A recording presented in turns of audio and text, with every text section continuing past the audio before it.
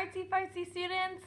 So we are working on the cover of our junk journal.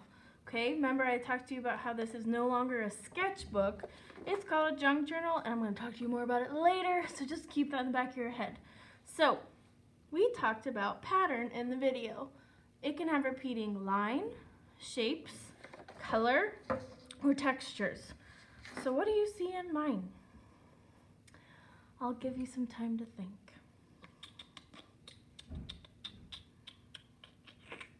Did you say color? I have the same color in the background. Did you say shape? Because I use the same shape. Okay. Did you say line? So my line, all these match, and then I rotated it the same shape and made that a line. Line, line, line, line. Okay, what else? So I did shape, color, pattern. I didn't do texture. I did draw on top of it. Looks like I kind of cut them out. But this is textures, right? It looks like a visual texture. So what we're doing here in class is making a pattern for our junk journal. Say you already did it at home. We're gonna make a pattern lesson. So you may print off any of these, or you can create your own pattern like I did. I drew this, right? I drew it rather than cutting it out, your choice, okay? So I'm gonna just cut out, I can either follow the line or cut out my own shapes. And then I'm going to align the shapes to make something new. So let me do that.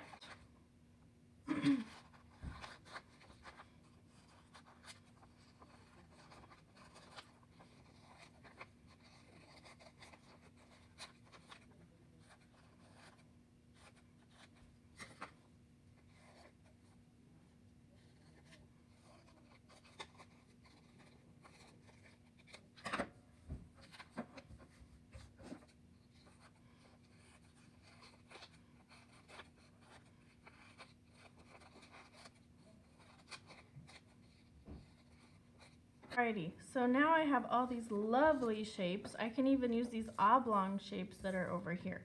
Oblong just means weird shapes that aren't really a shape that you know, like a triangle or a square.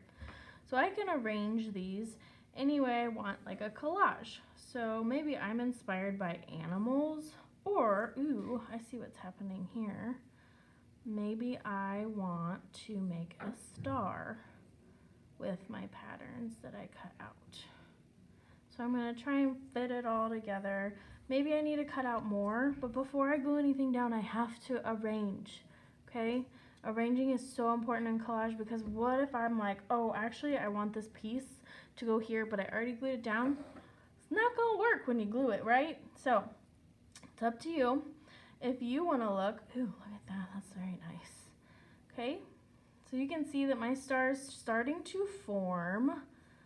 And then you can get closer together if you want, or say, I don't really like the idea of a star, I want to do something different.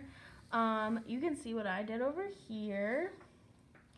Can you tell what I've done? I haven't glued it down, so I might need to move some of my shapes over. Okay, can you see what I made? It might help if I add color later. So I made a crab. See his little pinchers and his little doodads, and that's his little cute legs. So, or her, I don't know. It's a crab for all I know. So, if I didn't already say materials, you just need paper, pencil, scissors, glue. So, I'm gonna glue this down. So I have my textures, I have my repeating line, I've made something with all these cool patterns, and I've made a collage. So, oop, there we go. Its little booty is sticking out. Go ahead and glue this down, color it, add stuff to the white. Remember, Miss Brown doesn't really like white. And a rule for all artists is that white has to have a purpose. So white could be clouds. White could be the white of my eyes, right? White could be milk. But I don't think this crab is swimming in a sea of milk. So I need to think in my head to add, what am I going to make this more interesting? So go ahead and get started with your super cool pattern lesson. You can see this student used her own pattern in making her own lines in each section. This student decided to use color as their consistent pattern. And this one can also use words if that's your pattern. Get started!